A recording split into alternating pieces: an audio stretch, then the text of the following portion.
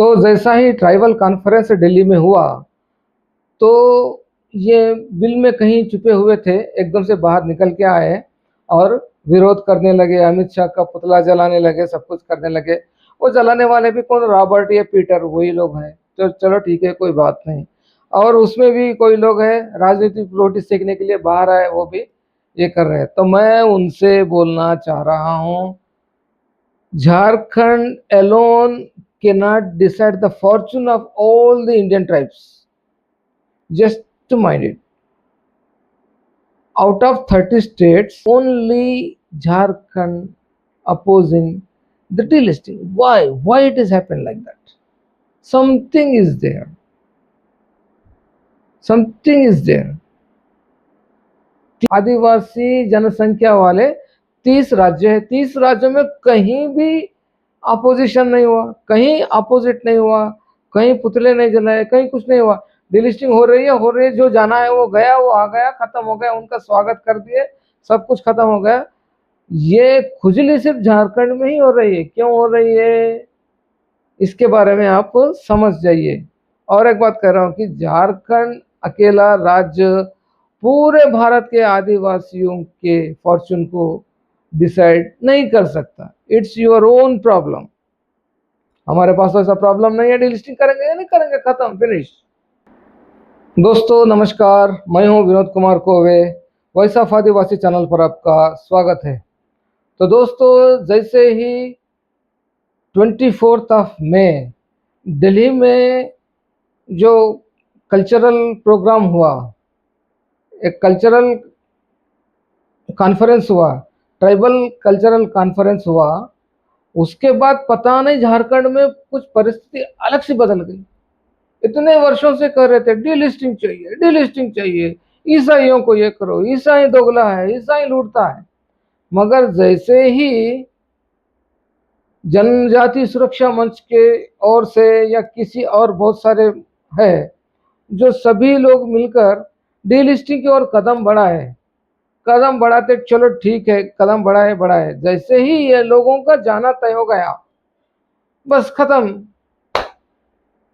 ये पलट गए, इनकी बोलती पलट गई, ये मैदान से गायब हो गए। बस जैसे ही वो इवेंट हो गया, वो इवेंट होने के बाद दिल्ली से वो उतरे कि नहीं, अभी लोग आए भी नहीं दिल्ली से, कि खत्म, ये लोग चालू कर दे कि ईसाई सरना भाई भाई। क्यों रे भाई, आज तक तुम तो ऐसे थे, फिर अभी ऐसा कैसा? नहीं, हमारी जनसंख्या घटेगी, जनसंख्या घटेगी तो हमारी राजनीतिक पोस्ट घटेंगी, राजनीतिक पोस्ट घटेंगी तो सत्ता हमारे हाथ में नहीं रहेंगी। तो इस तरह से पूरा कर रहे हैं।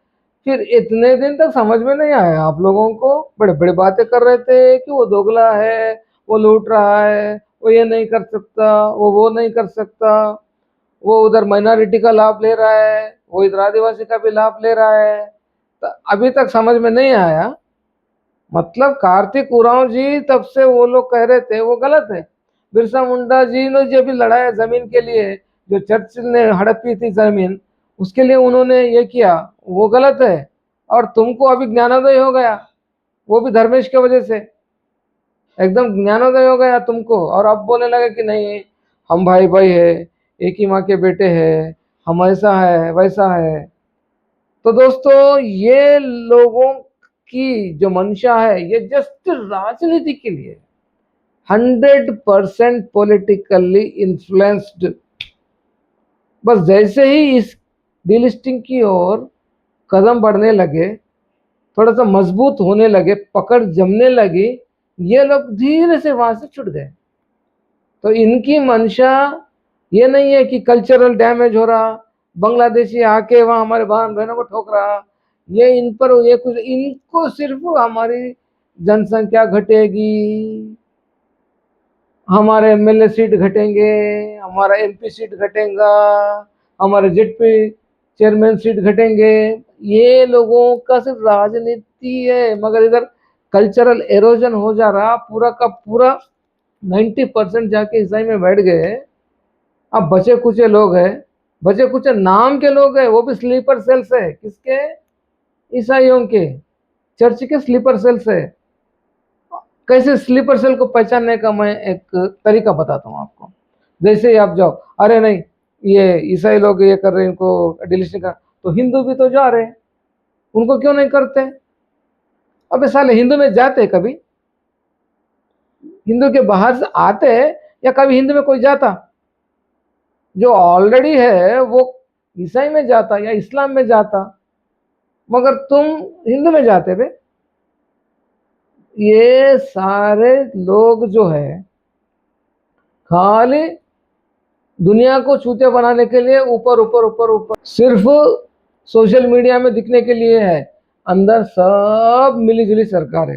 हर कोई अभी जो उछल रहा है, हर कोई भी कभी ना कभी चावल और आटा खाया है, तो वफादारी तो निभानी पड़ेगी। फिर मुंह से कैसे निकलेंगे बात? एक बोलेगा आराम से रहेगा।